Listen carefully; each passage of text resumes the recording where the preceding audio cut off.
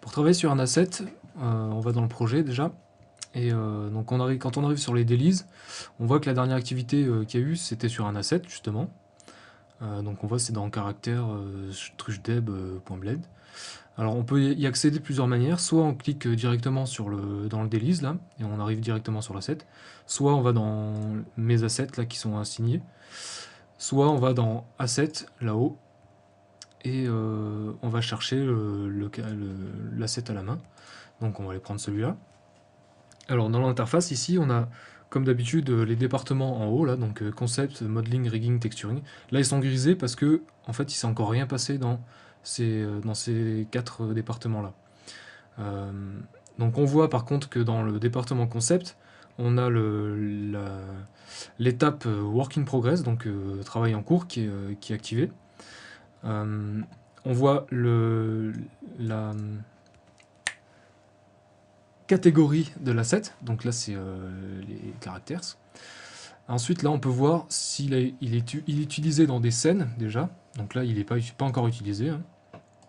On peut voir aussi s'il a des dépendances, donc là comme c'est un caractère tout seul, a priori il n'aurait pas de dépendance.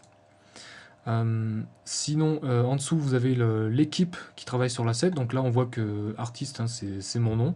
Artiste, je suis attribué à l'asset, donc je peux faire des choses dans cet asset, c'est-à-dire envoyer des messages, ou remplacer les publish, ou créer des publish. Donc là, une autre chose aussi qui est importante à savoir sur les assets, c'est la notion de prendre la main. Donc ici, on a un petit bouton. Si je prends la main sur l'asset, ça veut dire que, bon, je peux le faire comme ça, hein, on va le voir tout de suite. Voilà, donc ça veut dire que l'asset maintenant est bloqué. Il n'y a que moi qui ai la possibilité, et les superviseurs bien sûr, il n'y a que moi qui ai la possibilité de modifier le publish.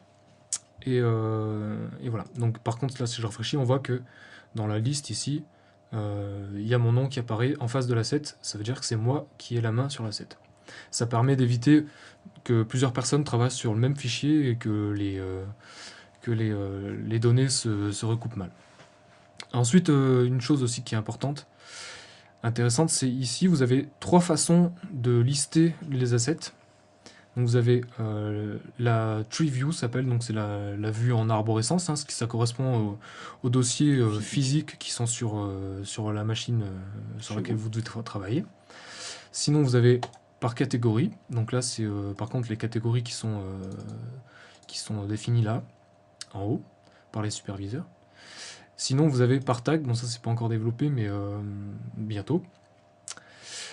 Donc si je reviens dans la preview, voilà. Ensuite, donc là ce que vous voyez, c'est qu'ici, là, dans les messages là, de l'asset, dans le département concept, c'est qu'il y a eu une discussion sur ce publish là. Donc en fait, là, ce qui se passe, c'est que le premier c'est Karlova qui a expliqué qu'il a vu qu'il a envoyé un publish là, dans ce département, auquel Polo a répondu qu'il était content, mais qu'il fallait le voir en plus gros, etc. Donc là, c'est de la discussion qu'il y a eu. Donc il faut savoir que c'est en sens inverse de la... Disons que le message le plus vieux est en bas, en fait. Donc voilà. Donc si on veut voir de plus près cette bestiole, on peut cliquer dessus. Ça agrandit l'image. Et on peut cliquer donc dehors ou échappe pour revenir à... Voilà, tout simplement. En dessous, ici, on a les dossiers des assets. Donc en fait, le dossier de l'asset, c'est... Là, on a le dossier banque. Donc on peut voir ici qu'il y a des petites images qui sont déjà dans ce dossier banque. Voilà. Donc on peut passer de l'une à l'autre comme ça, et refermer.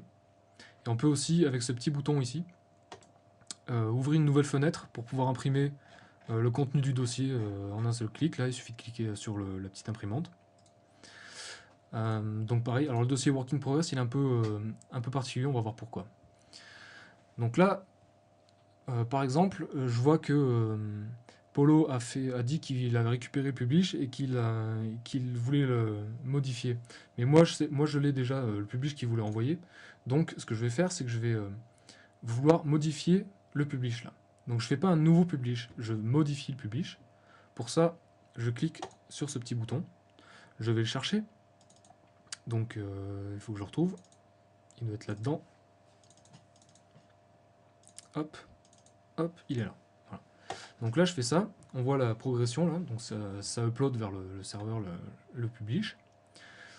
Là, je vois que c'est bien le publish qui a été envoyé, donc il faut surtout pas oublier de valider l'upload du publish. Parce que sinon, vous allez, en fait, il va rien se passer du tout. Donc là, je valide. Et voilà, maintenant, je peux informer les autres que j'ai mis à jour le publish.